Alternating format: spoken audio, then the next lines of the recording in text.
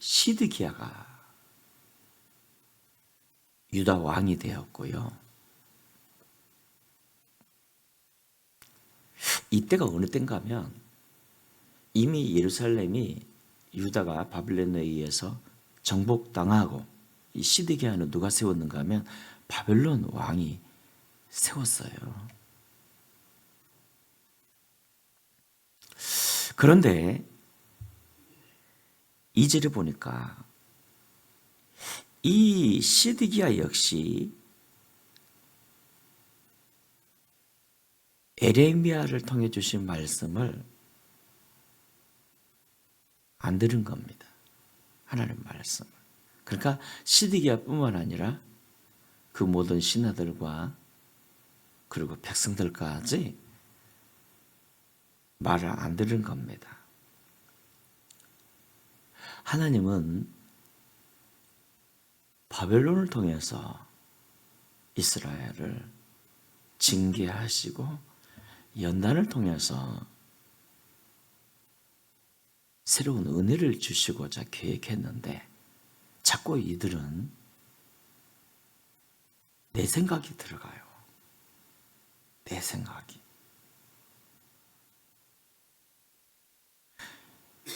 이 예루살렘은 하나님의 거룩한 성이다. 이곳을 이방인들이 정복하고 있다. 그건 하나님 뜻이 아니라면서 우리가 바빌론에서 벗어나는 것이 하나님 기뻐하는 일이라면서 자꾸만 어찌 보면 의로운 행위 같지만 전체적인 하나님의 섭리와 그 역사에는 역주행하는, 그러니까 사랑하는 여러분, 내 생각이 항상 옳다라고만 생각하면 위험합니다. 하나님은 이해되지 않는 방법으로 인도하실 때가 많거든요. 그래서 우리가 나라 공동체를 향해서도 교회 공동체를 향해서도요, 항상 하나님의 뜻을 물어야지, 나야 막 이러면 열심히 해놓고 버림받습니다. 열심히 충성했음에도 헌신창자는 버림받을 수 있습니다. 그래가지고 이 시드기야와 고관들이 어떤 일을 꾸몄는가 하면 애굽 왕에게 편지를 써가지고 우리 좀 도와달라고, 바벨론의 소나기에서 좀 도와달라고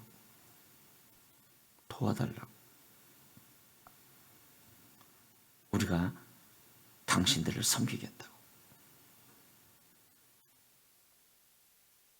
그리고 에레미야까지 불러가지고, 평소 에레미야를 싫어하고 미워했지만 이때는 에레미야까지 불러가지고 우리를 위해 기도 좀 해달라고. 그러니까 나름 치밀한 군사적 작전이요, 영적인 준비입니다. 그들 나름의.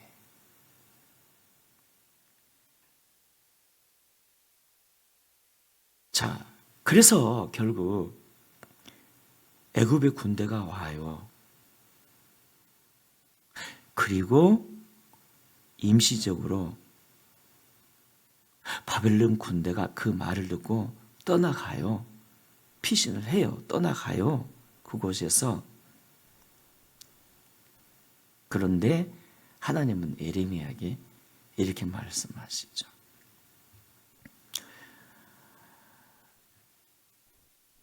애굽 군대가 와도, 애굽 군대가 와서 갈대아인들이 임시적으로 떠나가도 그들은 다시 온다. 설령 너희가 바벨론 군대를 싫어하여 쿠데타를 일으켜 바벨론 사람들 모두가 부상을 입어도 이 성은 다시 불태워질 거다. 그러니까 더 힘든 이전보다 더 큰 고통을 겪게 될 거다. 이 말씀이에요.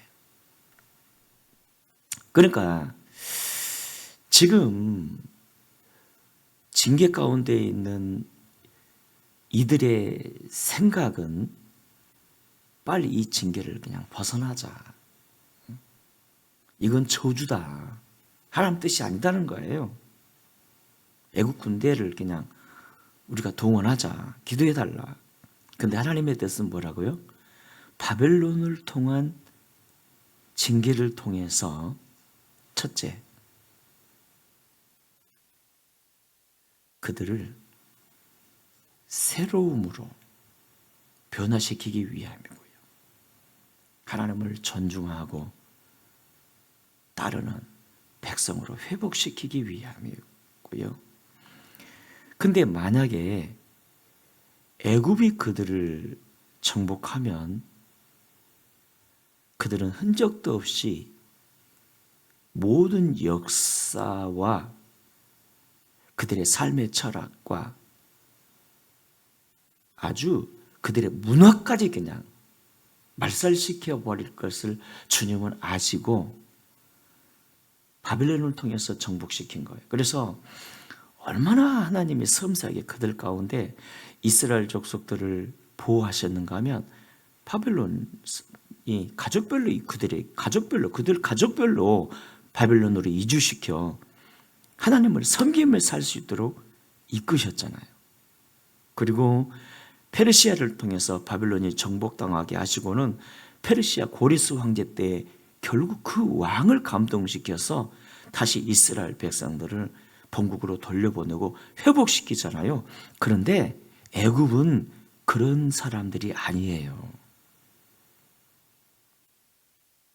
그럴 사람들이 아니라고요. 그러니까 이걸 하나님이 다 아시고 징계를 하시되 미래까지 대책을 세워놓고 채찍을 드셨는데 싫다는 거예요. 하나님의 방법이 이해가 안 되고 싫다는 거예요. 와, 이런 고난이 싫다는 거예요.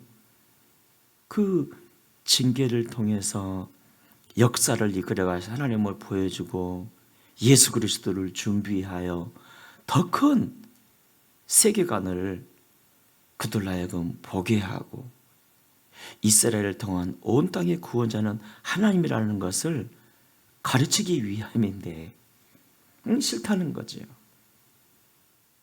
사실 그들의 징계 가운데는 하나님의 섬세한 사랑이 들어있고 계획이 들어있는데요. 오늘 우리는 어떻습니까? 우리 민족의 역사를 봐보면요. 와, 자, 기독교 역사 130, 40년, 물론 그 전부터 들어와서 복음 전하는 사람이 있었지만 이렇게 이 짧은 세월 동안 이렇게 복음화율이 큰 나라는 우리나라밖에 없잖아요. 그런데 그 내면을 보면 그 위로 쭉 올라가 보면 수없이 여러 전쟁과 아픔을 통해서 연단시킨 다음에 오직 예수 그리스도의 복음으로 회복시킨 거 아닙니까? 그리고 지금도 이 나라는 복음 안에서의 소망이 없다, 교회는 썩었다 하지만 아니요, 그 사람이 썩은 거예요. 어떻게 기독교가 썩어요? 사람이 변질된 거지. 절대 그거 아니에요. 여러분, 나 이번에 서울 사랑의 교회에 세미나 참석하고 나서 느낀 게 있어요. 사람들이 그렇게 흉봤잖아요. 나는 단 한 번도 흉본 적 없어요. 그 목사님 막 흉보고 그랬잖아요. 알고 봤더니 다 거짓말이야. 어느 교회보다 복음이 바르게 전해지고 있었고요. 대부분 한국교회 잘났다는 사람들, 목사들 봐보면 굉장히 간사해요. 처음에 복음으로 시작해 나중에 보면 굉장히 자기만 드러내요. 자기만 맞는 것처럼, 자기에게만 진리가 있는 것처럼. 근데 이 교회는 안 그래요. 나 충격받았네. 뭘 느꼈냐면, 야, 그렇게 매스컴이 죽으라고 악한 놈이라고 막 하던데 보배를 여기에 감춰놨어. 여기에다 감춰놨더라고. 여러분요, 교회들은요, 다른 교회들 비판하고 목사들은 함부로 다른 교회 목사들 비판하면 안 돼요. 왜? 주님이 그들을 이끌어가고 계시니까. 이 양반을 보니까 그렇게 욕먹으면서 다른 교회 목사들 한 번도 비판한 적이 없어. 그리고 지금 보니까 여기만 제대로 가고 있는 거야. 난 충격을 받았네. 선입견 있잖아요. 선입견.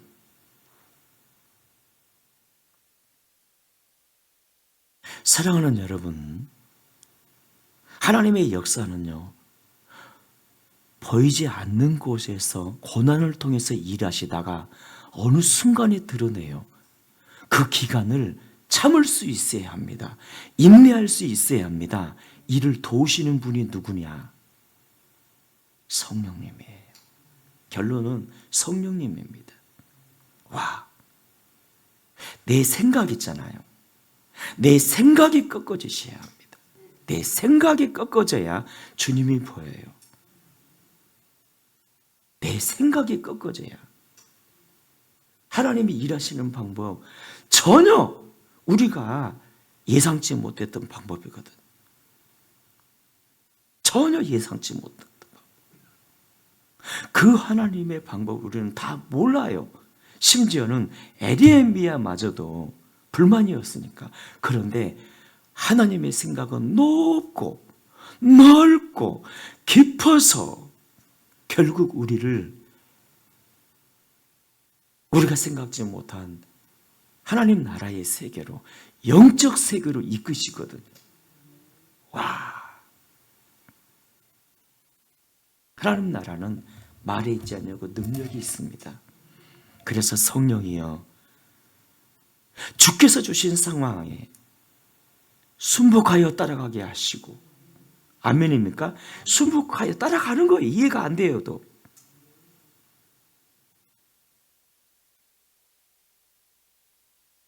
고난받는 사람들을 향해서 돌 던지지 말고,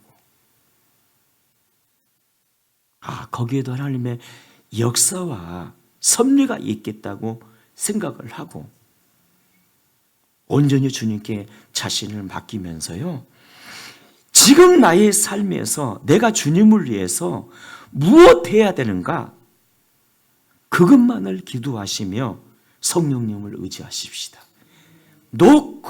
크로스 노크라, 고난 없이 영광도 없습니다. 그 고난을 이기는 힘 우리에게는 없어요. 우리는 사람인지라 연약해요. 낙심하고 절망해요. 주님이 힘 주셔야 돼요. 심지어 에레미야도 이런 깊은 하나님의 뜻을 몰랐으니까요. 말씀은 받았지만 나중에 이제 깨닫게 되잖아요. 이야, 사랑하는 여러분, 나를 하나님 향하여 하나님의 역사의 수리밖에는 지금도 섬세하게 진행되고 있습니다. 내가 실패 가운데 있어도, 어두운 가운데 있어도, 그래서 낙심과 좌절과 때로는 절망 가운데 있어도 하나님은 섬세히 나를 이끌어 가시고 변함없는 사랑으로 인도하고 계세요. 감사합니다. 아멘. 감사합니다. 성령 충만함으로 주님의 뜻을 분별하여 깨닫게 하시되 오직 주님을 따라가는 자 되게 하여 주옵소서. 할렐루야. 오직 주님을 따라가는 자. 이번에 제가 사랑의 교회 참석하면서 이 기도했어요. 주님, 나 스타렉스 주세요. 7,000명 목회자 중에서 4명 뽑아 스타렉스. 그 기도하다가 그 다음 날은 이렇게 기도했습니다. 하나님, 아닙니다. 죄송합니다. 다 나보다 얼마나 어려운 목사들이 스타렉스 달라고 기도할 텐데 나 취소할게요. 기도했어요. 그리고 스타일 역사를 딱 뽑힌 사람들 있잖아요. 어떤 교회 섬기고 계세요? 이렇게 말을 하는데요. 성도 1명, 2명 저 지하의 교회에서 그걸 보면서 울었어요. 어쩜 저렇게 필요한 사람에게만 주시냐고. 만약에 내가 뽑으면 바로 양보하려고 그랬습니다. 양보. 이야, 따라합시다. 그럼에도 하나님은 나를 섭리하신다. 아멘입니까? 사랑하세요. 사랑하세요. 사랑하신다고요. 우리의 목표는 땅이 아니에요. 영원한 하나님 나라 천국이죠. 여러분, 그 주님께 감사하며 순복하며 믿음으로 나아가십시다. 우리 합심해서 기도하실 때 주님, 나와 우리 모든 교우님들이 언제나 주님을 따라 순복하는 믿음의 삶을 살게 하여 주시옵소서. 주여, 그럼에도 불구하고 현장에서의 고난 가운데서도 축복의 꽃이 피게 하시고 승리의 꽃이 피게 하여 주시옵소서.